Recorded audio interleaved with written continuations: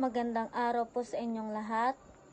Ngayon ay ibabahagi ko ang aking sariling pag-unawa tungkol sa compassion, kung paano ito na ipapakita sa ating kapwa at sa kalikasan, at kung paano nakatutulong ang communal discernment upang maging mas mabuti at mas mabahagin ang ating pamayanan at ang buong mundo.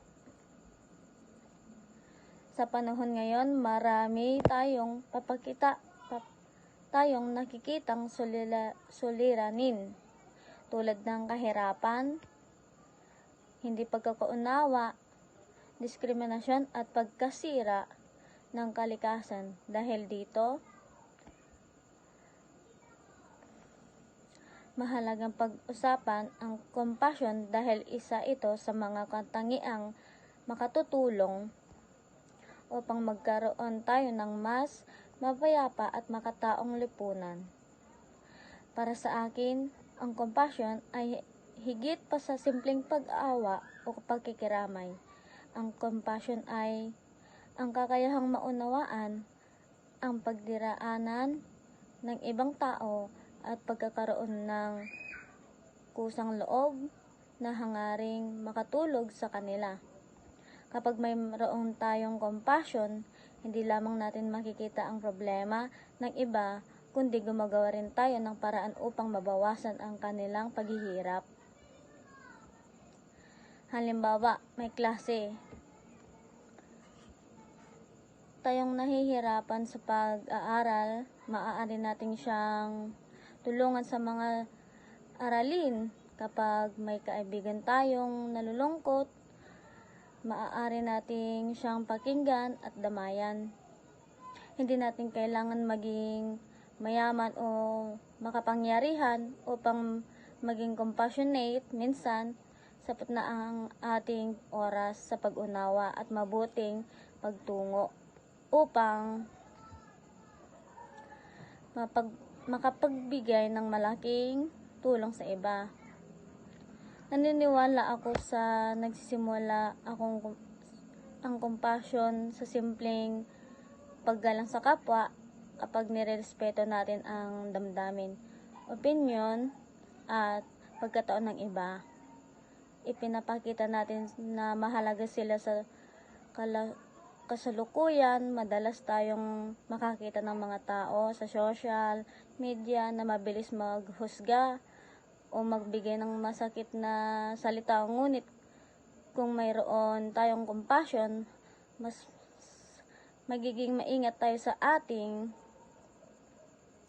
mga sinasabi at ginagawa, dahil maiisip natin kung ano ang maaari nating maramdaman ng ibang tao. Bilang isang estudyante, maraming pagkakataon na maaari kong maipakita ang compassion. Maaari kong tumulong sa mga klaseng nahihirapan sa mga gawain sa pag-aaral.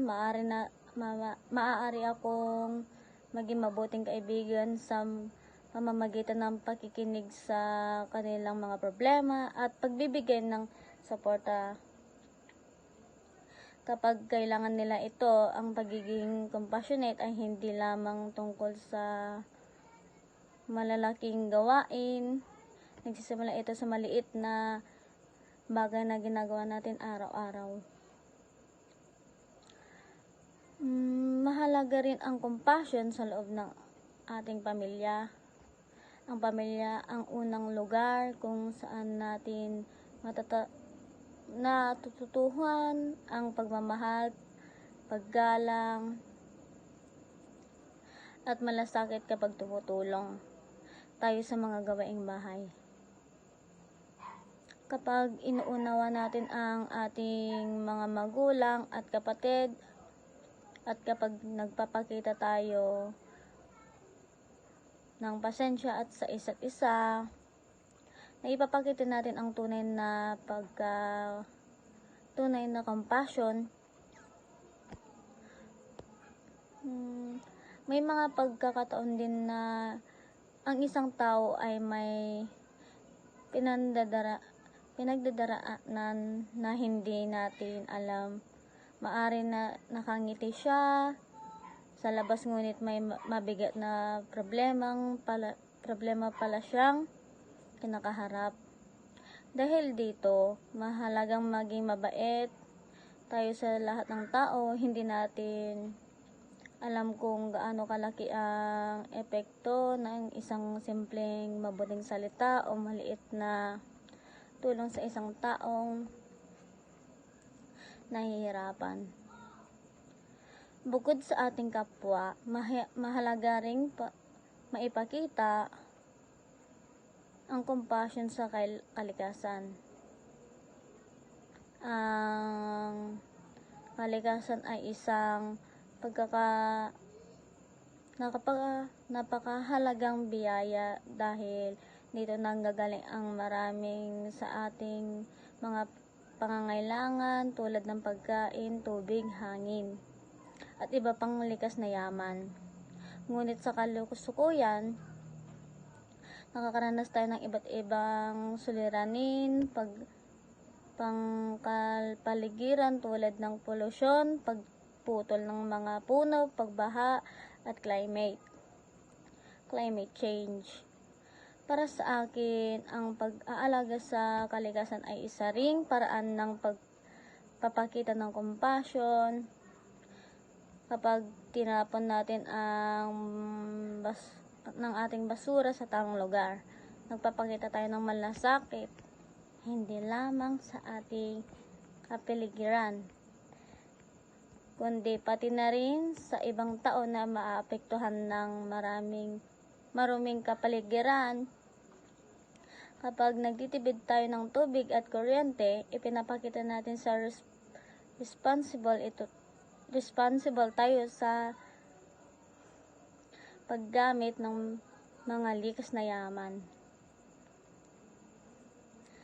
Isa pang halimbawa ay ang pagtatanim ng mga puno at halaman. Maaring simpleng gawain lamang ito para sa ilan, ngunit malaki ang naitutulong nito sa ating kapaligiran.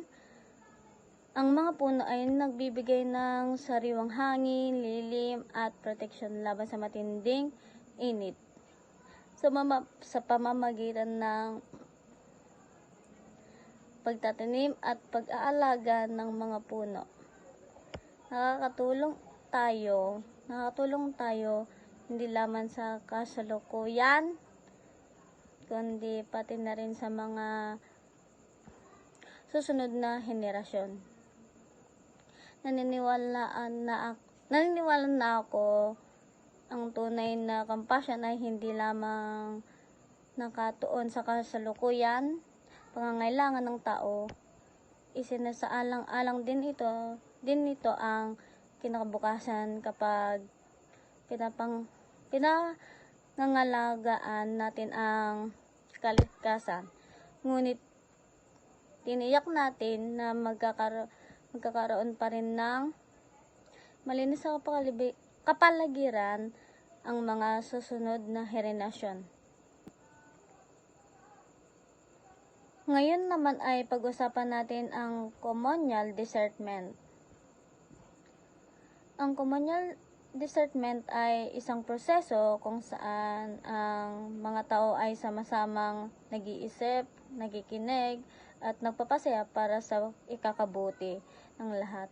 Sa halip ng isang tao lamang ang magdesisyon, pinaghahalagan ang iba't ibang pananaw at karanasan ng bawat membro ng komunidad. Mahalaga ang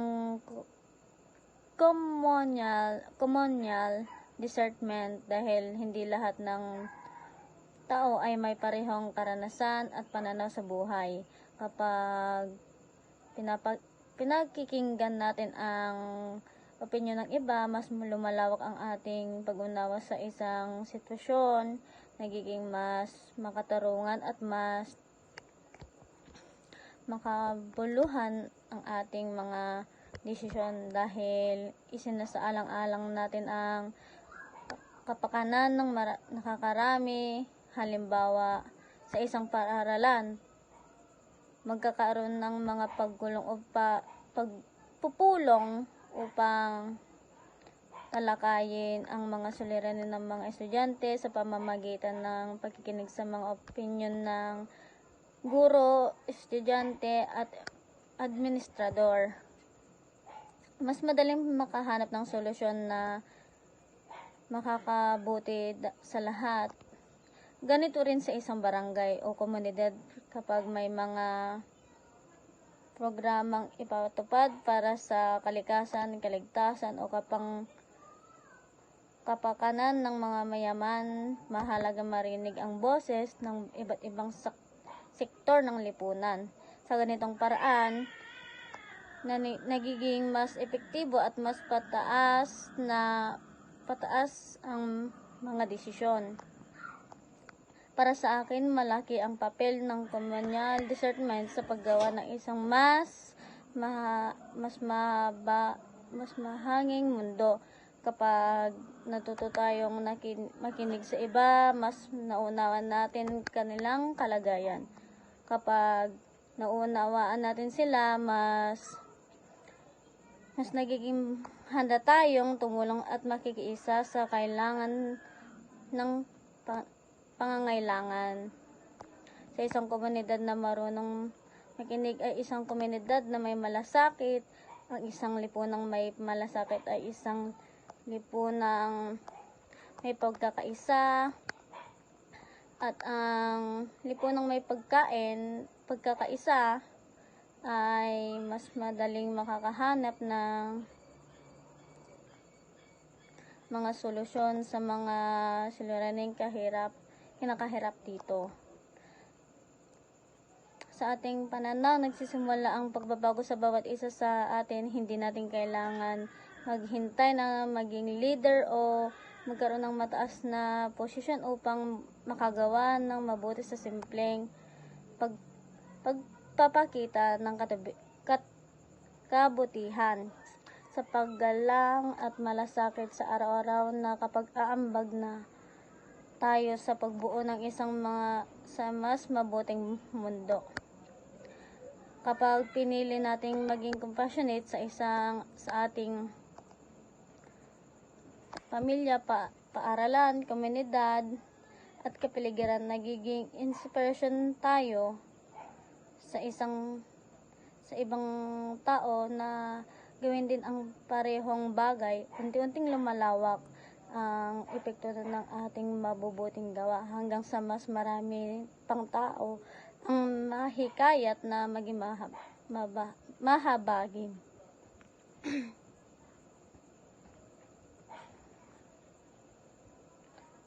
Naway inspiration sa ating lahat ang kahalagahan ng compassion at communal discernment bilang mga mamamayan, estudyante at miyembro ng lipunan. Mayroon tayong kakayahang gumawa ng positibong pagbabago sa pamamagitan ng pamamalasakit sa kapwa, paggagalang sa kalikasan at pagkikipagtulong sa iba. Makatutulong tayo sa paglikha ng isang mas mapayapa, mas makatarungan at mas mahabaging mundo. Maraming salamat po at magandang araw sa inyong lahat.